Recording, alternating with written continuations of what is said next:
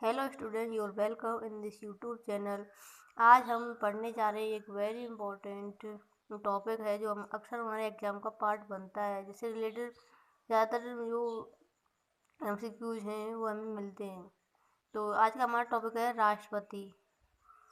तो भारत के जो संविधान में भारत के राष्ट्रपति को प्रथम नागरिक का दर्जा दिया गया है, जो कि जल, थल और नभ तीनों सेनाओं का सर्वोच्च सेनापति यानी कमांडर होता है। और इस पद यानी कि राष्ट्रपति पद का जो उल्लेख है संविधान के भाग 5 में किया गया है, जिसके अंतर्गत की अनुच्छेद 52 से 78 तक आते हैं। और इस राष्ट्रपति जो होता है वो संसदात्मक प्रणाली में ये एक नाममात्र कार्यपालिका का अध्यक्ष होता है, जिसका निर्वाचन हमारे भारत में आनुपातिक प्रतिनिधित्व की एकल संक्रमणीय मत प्रणाली द्वारा होता है। निर्वाचक मंडल में कौन कौन आते हैं इसके, जो कि हमें देखना है यहाँ पर कि जो संसद के दोनों सदन होते हैं, जो कि राज्यसभा और लोकसभा के दोनों सदनों के निर्वाचित सदस्य इसमें मतदान करते हैं। उसके अलावा कौन करता है? इसके अलावा करते हैं राज्य विधानसभाओं के निर्वाचित सदस्य करते हैं। इसमें आप एक बात ध्यान देने योग्य बात है कि मनोनीत सदस्य इसमें मतदान नहीं करते, सिर्फ निर्वाचित सदस्य ही इसमें मतदान कर सकते हैं। और 2 केंद्र शासित प्रदेश हैं जिनके सदस्य इसमें मतदान कर सकते हैं, वे हैं दिल्ली और पांडिचेरी। उसके बाद हम जानना चाहेंगे कि इसमें जो चुनाव होता है उसमें निश्चित मतों यानी कि विजयी उम्मीदवार को कितना मत प्राप्त करना होता है। निश्चित मतों की संख्या कैसे निकाली जाती है? तो निकाली जाती है कि डाले गए जो कुल वैध मत होते हैं, क्योंकि संसद सदस्य, विधानसभा सदस्य और केंद्र शासित 2 प्रदेश हैं उनके सदस्य जो इसमें निर्वाचित सदस्य होते हैं वो मत डालते हैं। उनके कुल डाले गए वैध मत में निर्वाचित होने वाले कुल प्रतिनिधि, जो कि एक ही होता है राष्ट्रपति निर्वाचित, तो एक होता है प्लस एक। उसमें टोटल डाले गए वैध मतों में जब निर्वाचित होने वाले प्रतिनिधि प्लस एक का जो भाग दिया जाता है उसमें भी प्लस एक किया जाता है। उसके द्वारा विजयी उम्मीदवार के निश्चित मतों की संख्या ज्ञात की जाती है। अब आगे देखेंगे हम कि राष्ट्रपति पद के लिए क्या क्या योग्यता होनी चाहिए। तो जो सबसे पहली योग्यता होनी चाहिए वह होनी चाहिए कि वह भारत का नागरिक हो, वह 35 वर्ष की आयु पूर्ण कर चुका हो। दूसरी जो योग्यता है वह यही है।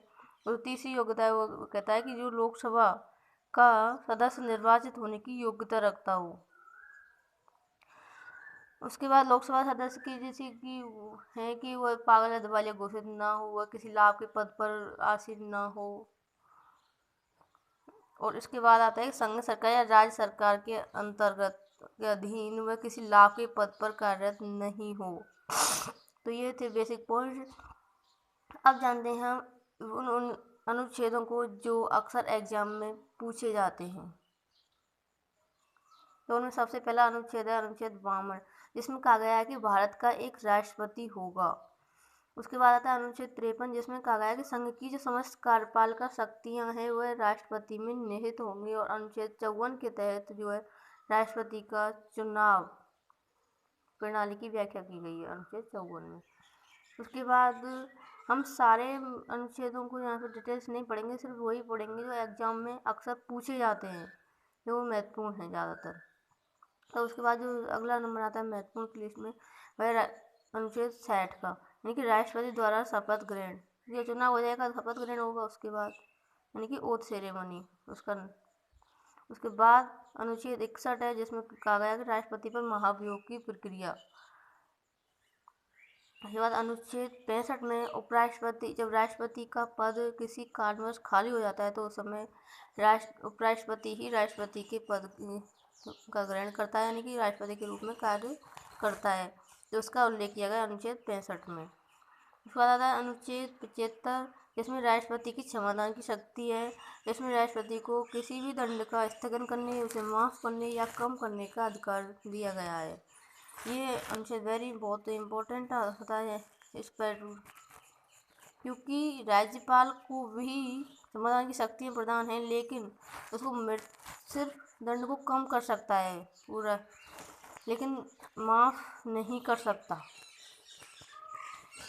उसके बाद आता है अनुच्छेद 74, जिसमें कहा गया है कि राष्ट्रपति की सलाह के लिए एक मंत्रिपरिषद होगी, जिसका प्रधानमंत्री होगा, जो कि मंत्रिपरिषद का राष्ट्रपति को परामर्श एवं सहयोग प्रदान करना, जिसमें यही कहा गया है।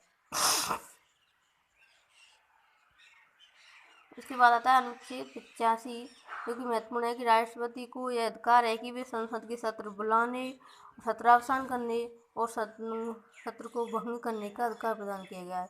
तो ये थे राष्ट्रपति से रिलेटेड महत्वपूर्ण अनुच्छेद। उसके बाद हम जानेंगे कि राष्ट्रपति को शक्तियाँ प्रदान की गई हैं। वो 3 प्रकार की शक्तियाँ हैं। पहली है उनमें कार्यपालिका शक्तियाँ, दूसरी है विधायी शक्तियाँ और तीसरी है सलाहकारी या परामर्शदात्री शक्तियाँ। तो यहीं पर अब हम समाप्त करते हैं। आगे किसी और वीडियो में देखेंगे। Thank you so much.